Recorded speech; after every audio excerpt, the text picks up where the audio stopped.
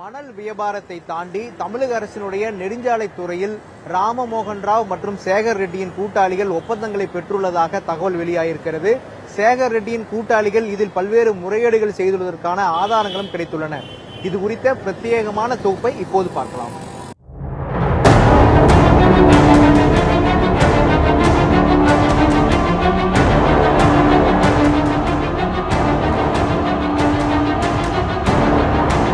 தமிழகம் முழுவதும் ஒருங்கிணைந்த சாலை மேம்பாட்டு திட்டத்தின் கீழ் சாலைகள் அமைக்க ஒவ்வொரு ஆண்டும் சுமார் 3000 கோடி ரூபாய் ஒதுக்கப்படுகிறது.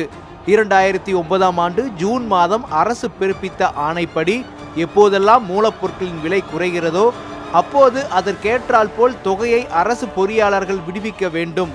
ஆனால் தகவல் அறியும் உரிமை சட்டத்தின் கீழ் பெறப்பட்ட தகவலின் அடிப்படையில் தமிழகம் முழுவதும் பிட்மன், தார் ஆகியவற்றை பயன்படுத்தியதில் 423 கோடி ரூபாய் அரசுக்கு நஷ்டத்தை ஏற்படுத்தியது தெரிய வந்துள்ளது.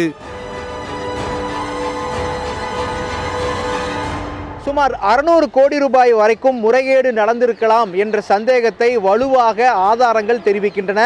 இந்த முறைகேட்டில் ஈடுபட்டவர்களுக்கும் சேகர் ரெட்டிக்கும் தொடர்பு இருக்கக்கூடிய வாய்ப்பு இருக்கிறது என்று சந்தேகம் வலுவாக இருக்கிறது. ஏனென்றால் சேகர் ரெட்டி குறிப்பிட்ட நபர்களுக்குத்தான் தற்பொழுது இது மாதிரியான ஒப்பந்தங்கள் வழங்கப்படுவது மிகவும் கவனிக்கப்பட வேண்டியது என்று ஓய்வு பெற்ற பொதுப்பணித்துறை அதிகாரிகளும் நெடுஞ்சாலைத்துறை அதிகாரிகளும் சொல்லியிருக்கிறார்கள். எனவே அது குறித்த முழுமையான விசாரணை தேவை என்றும் வலியுறுத்துகிறார்கள். தமிழக தலைமை கணக்காளர் அலுவலகம் வெளியிட்டுள்ள அறிக்கையின்படி 2011ஆம் ஆண்டு தொடங்கி தற்போது வரை சுமார் 8 கோடி ரூபாய்க்கு மேல் முறைகேடு நடந்திருப்பது தெரிய வந்துள்ளது.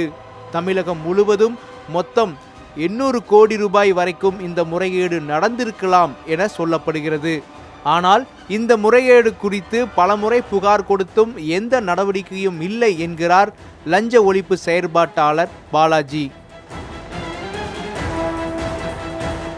தகவல்களை எடுத்திருக்கிறோம். இது சம்பந்தமாக லஞ்ச ஒழிப்புத்துறையில் புகார் கொடுத்தோம், சிஎம் செல்லில் புகார் கொடுத்தோம், மத்திய கணக்குத்துறை தமிழ்நாட்டுக்கான கணக்குத்துறை அவர்கிட்ட புகார் கொடுத்தோம். அவர் எங்களுக்கு ஒரு ரிப்ளை கொடுத்துருக்காரு. என்ன கொடுத்துருக்காருன்னா, இந்த மாதிரி குற்ற செயல் 2013லேருந்தே நடக்குது, நாங்கள் அதுக்கு உண்டான ரிப்ளை கொடுத்துருக்குறோம், இவங்க 2013லேருந்தே முறைகேடு இந்த மாதிரி நடந்திருக்குது, அந்த பணத்தெல்லாம் ரீஃபண்ட் பண்ணுறதுக்கு நடவடிக்கை எடுக்குன்னு சொல்லியிருக்கோம். இதுவரையும் எந்த நடவடிக்கை எடுக்கல.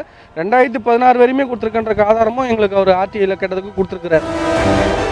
சட்டவிரோத பணப்பரிமாற்ற வழக்கில் சிக்கியுள்ள சேகர் ரெட்டியின் தொடர்புகள் ஒவ்வொன்றாக அம்பலப்பட்டு வரும் நிலையில் யார் யாருக்கு தொடர்பு, எந்த வகையில் முறைகேடுகள் நடந்துள்ளன என விசாரணை வளையம் விரிவாகும் என எதிர்பார்க்கப்படுகிறது.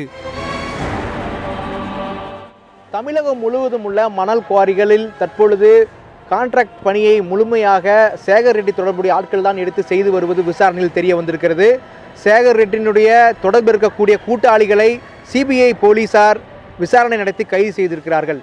இதே போல நெடுஞ்சாலைத்துறையிலும் பல்வேறு முறைகேடுகள் நடந்திருப்பதாக தற்பொழுது ஆதாரங்களுடன் செய்திகள் வெளியாகிருக்கிறது. இது குறித்த முழுமையான விசாரணை என்பது நடத்தப்பட வேண்டும் என்பதே அனைவரது எதிர்பார்ப்பாகவும் இருக்கிறது. புதிய தலைமுறைக்காக ஒளிப்பதிவாளர் குழுவுடன் மகாலிங்கம் பொன்னுசாமி.